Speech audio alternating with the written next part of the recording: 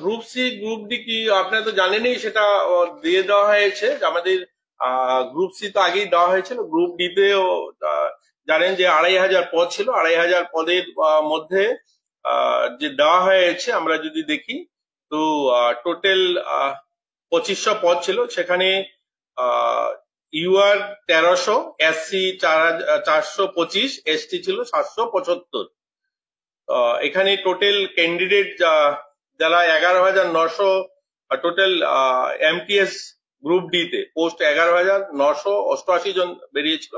Total 1,282 জন, SC 414 জন, UR 1,282 জন, SC 414 জন, ST 714 জন যারা টিকেছে, যাদেরকে দেওয়া হয়েছে। তো এটা তো আপনারা জানেন, সব ডিক্লেয়ার করে দেওয়া হয়েছে। এটা সম্বন্ধে আর গ্রুপ সি তে সবাই জয়েন করেছে। শুনুন, এটাও আমি কিছু পত্রপত্রিকায়, কিছু মিডিয়ার মাধ্যমে দেখতে পেয়েছিলাম যে কেউ কেউ বলছেন না হাজার সংখ্যায় জয়েন করবে না, এরকম নয়। গ্রুপ সি তে যতজনকে অফার দেওয়া হয়েছে সবাই জয়েন করেছে।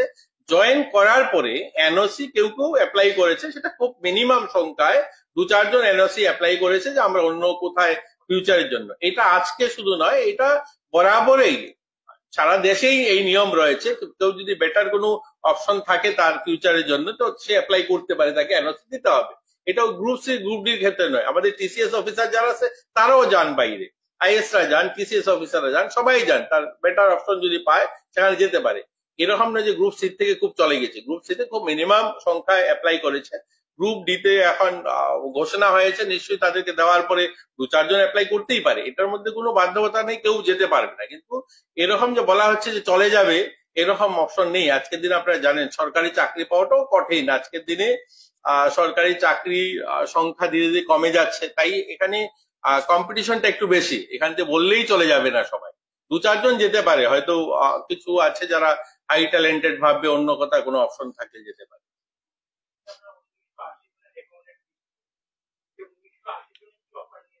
1,980 জনই অফার নিয়েছে, এটার কোনো অপশন নেই। দেখুন, যারা অফার পেয়েছে সবাই জয়েন করেছে। জয়েন করার পরে 2 মাস, 3 মাস, 4 মাস ডিউটি করার পরে তারা হয়তো, আমরা যেমন দেখুন টিপিএসসি দিয়েও যারা আসছে, যারা যারা আইএসরা আসছে বা আমাদের টিসিএস অফিসার আসছে, তারাও তো যায়, তারাও তো অন্যত্র যায়। তো এটা কোনো এরকম বিষয় না যে সবাই চলে যাচ্ছে, এরকম কিছু না। দেখুন, এইগুলো তো এরকম বললেই বোঝায় এগুলো সম্ভব নয়, না তার একটা নিয়ম রয়েছে। আপনারা জানেন যে সারা দেশে, শুধু আমাদের ত্রিপুরা নয়, গোটা দেশে ওই 10,323 নয়, গোটা দেশে চাকরি নিয়ে অনেকগুলো রাজ্য, সেখানে অনিয়মের কারণে তাদের চাকরি গিয়েছে। একটা ছেলে যখন, একটা মেয়ে যখন চাকরি পায়, তার 4 বছর 5 বছর চাকরি করার পর যদি চাকরিটা চলে যায়, তখনকার যে পরিস্থিতি দাঁড়ায়, সেটা আপনি সাধারণ মানুষ হিসাবে, একজন সাধারণ নাগরিক হিসাবে যদি একটু অনুধাবন করেন, বুঝতে পারবেন তখনকার স্থিতিটা কি দাঁড়িয়েছে। আজকে সারা দেশে শুধুমাত্র ত্রিপুরায় গিয়েছে 10,323 নয়, ওয়েস্ট বেঙ্গল সহ হরিয়ানা অনেক রাজ্যে এই চাকরি সংক্রান্ত বিষয় কোর্টে মামলা হয়েছে। আপনারা অনেকে বলতে পারেন যে আগে তো এরকম শোনা যেত না।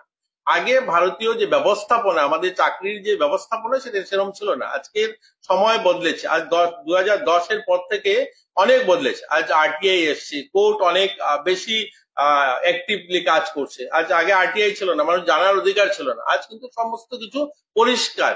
তো আমাদের প্রধানমন্ত্রী নরেন্দ্র মোদীজির নেতৃত্বে যখন গভর্নমেন্ট এসে চাকরির ক্ষেত্রে অন্ততপক্ষে বলেছেন একদম ট্রান্সপারেন্ট নীতিতে যেন চাকরি হয়, তাই আমরাও একটু সময় লাগছে। জিআরবিটি গ্রুপ ডি তে অনেকদিন অনেক যুব বন্ধুরা আমাদেরকে বলতেন, ডেপুটেশন দিতেন, কবে আপনারা দেবেন। আমরা বারবার একটাই বলতাম আমাদের আধিকারিকদেরকে, যে এটা যেন কোনো ধরনের ত্রুটি না থাকে, স্পষ্টতার সঙ্গে, স্বচ্ছতার সঙ্গে যেন চাকরিগুলো দেওয়া হয়।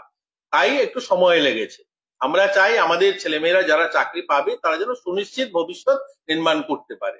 দেখুন, মানুষের কিছু মিডিয়ার মাধ্যমে, সোশ্যাল মিডিয়াতে মানুষের রাগ ক্ষোভ থাকতেই পারে।